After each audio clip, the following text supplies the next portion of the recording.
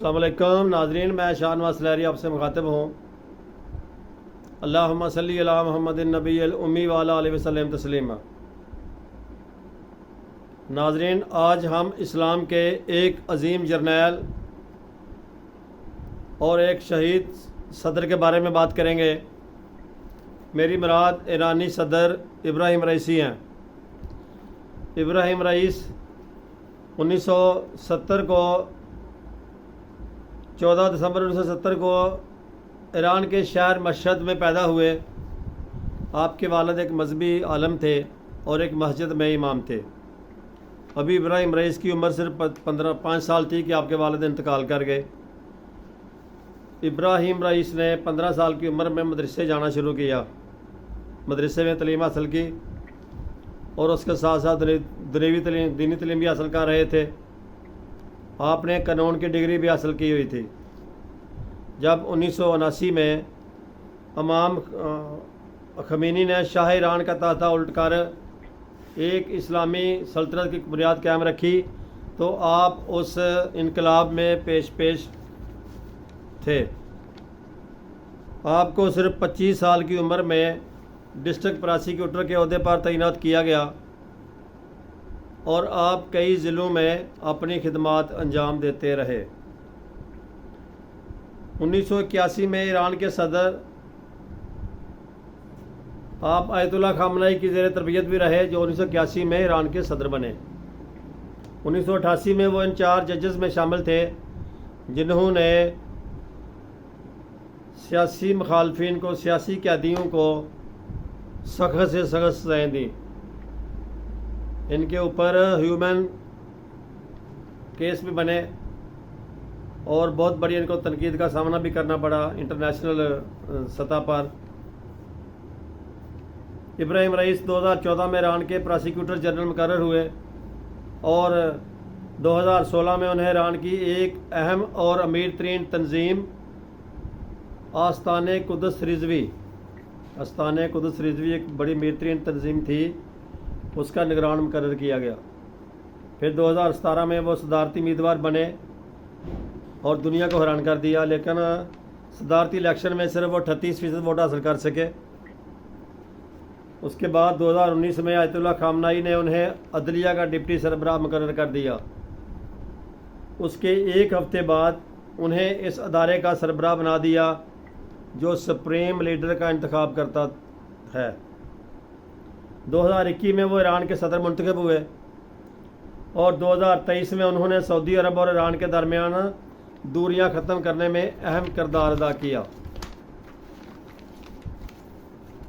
Ebrahim Raisi نے اسرائیل پر 300 missile اور drone حملوں کی حمایت کی، اور یہ بھی خبر ایک ہے کہ امریکہ اور ایران کے درمیان ایک خفیہ مذاکرات ہو رہے تھے مسقط میں اسرائیلی حکومت سے علیحدہ، جس میں 3 نکات تھے۔ پہلا نقطہ تو یہ تھا کہ اسرائیلی گورنمنٹ نیتن یاہو کی گورنمنٹ کو تبدیل کیا جائے، وہاں پہ تبدیلی لائی جائے۔ نمبر 2، غزہ میں جنگ بندی کی جائے، اور نمبر 3 تھا کہ مشرق وسطیٰ میں جو امریکی لوگوں کے ٹھکانے ہیں، مثلا سفارت خانے ہیں یا کوئی دوسرے ٹھکانے، ان پر حملے نہ کرائے جائیں، جیسے داعش اور حوثی باغی وغیرہ حملے کرتے تھے، اور ان لوگوں نے امریکہ کا ناک میں دم کر دیا ہے مشرق وسطیٰ میں ان تنظیموں نے اس کو بہت نقصان پہنچایا ہے۔ اور امریکہ کی تیسری شرط یہ تھی کہ جو ہمارے وہاں پہ فوجی وغیرہ ہیں یا ہمارے جو سفیر ہیں ان پہ حملے نہ کیے جائیں۔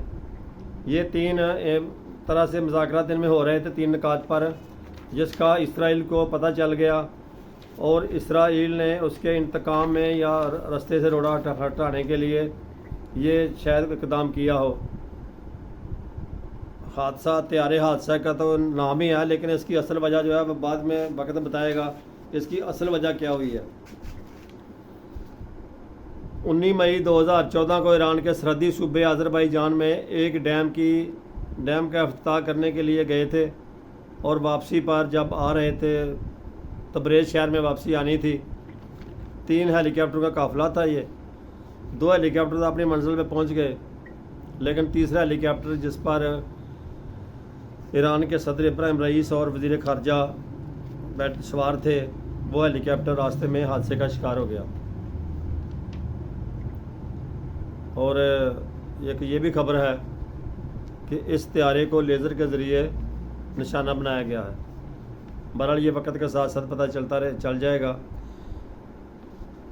ایک یہ بھی سوالیہ نشان ہے کہ ابراہیم رئیس روسی ساخت کے ہیلی کاپٹر استعمال کرتے تھے زیادہ اپنے لیے۔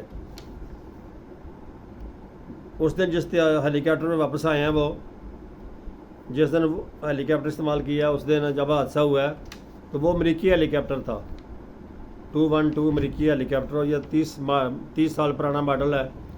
اور امریکہ چونکہ ایران پہ پابندیاں لگی ہوئی تھیں، اس ہیلی کاپٹر کے اسپیئر پارٹ وغیرہ بھی امریکہ سے نہیں آ سکے تھے۔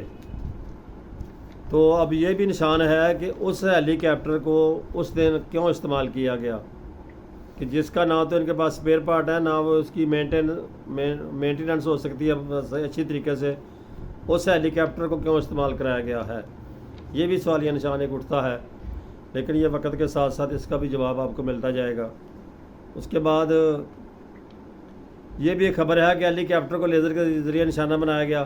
ابراہیم رئیسی ایک نڈار اور پکے مسلمان حکمران تھے جو کہ اسلام مخالف قوتوں کی آنکھوں میں آنکھیں ڈال کر بات کرتے تھے۔ ابھی تو یہی معلوم ہوتا ہے کہ طیارہ کسی حادثے کا شکار ہوا ہے، لیکن وقت گزرنے کے ساتھ ساتھ کرنل قذافی، شاہ فیصل اور ذوالفقار علی بھٹو اور ضیاء الحق شہید کا طیارے کو جیسے حادثہ پیش آیا تھا، اس حادثے کی بھی وجوہات آپ کے سامنے آ جائیں گی، بہت جلد آ جائیں گی۔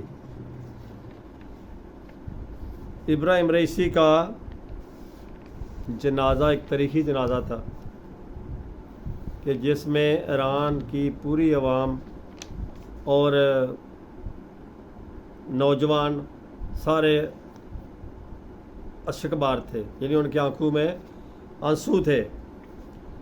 ابراہیم رئیس کو امام علی رضا کے مزار کے صحن میں دفن کیا گیا ہے، اور ان کی شہادت پر ایران میں 7 دن کا سوگ منایا گیا ہے، جبکہ پاکستان میں بھی 1 دن کا سوگ منایا گیا ہے۔